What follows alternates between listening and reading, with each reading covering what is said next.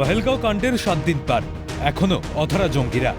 এই পরিস্থিতির মধ্যেই সংসদে বিশেষ অধিবেশনের দাবি জানিয়ে প্রধানমন্ত্রী নরেন্দ্র মোদীকে চিঠি লিখলেন লোকসভার বিরোধী দলনেতা রাহুল গান্ধী। পহেলগাঁও জঙ্গি হামলার মোকাবিলা সবাইকে একসঙ্গে করতে হবে।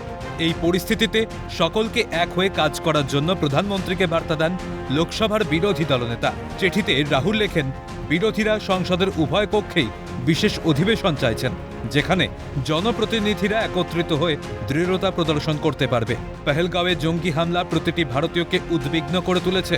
এই সংকটের সময় আমাদের দেখাতে হবে যে ভারত সন্ত্রাসের বিরুদ্ধে একজোট হয়ে রুখে দাঁড়াবে। যত দ্রুত সম্ভব বিশেষ অধিবেশন ডাকুন।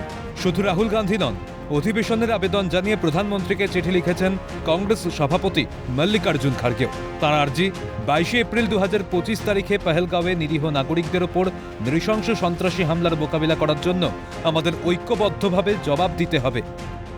ঘটনার পরেই জঙ্গিদের উদ্দেশ্যে কড়া বার্তা দেন প্রধানমন্ত্রী। বিরোধীরাও ঐক্যবদ্ধ হয়ে পরিস্থিতির ওপর নজর রাখছে।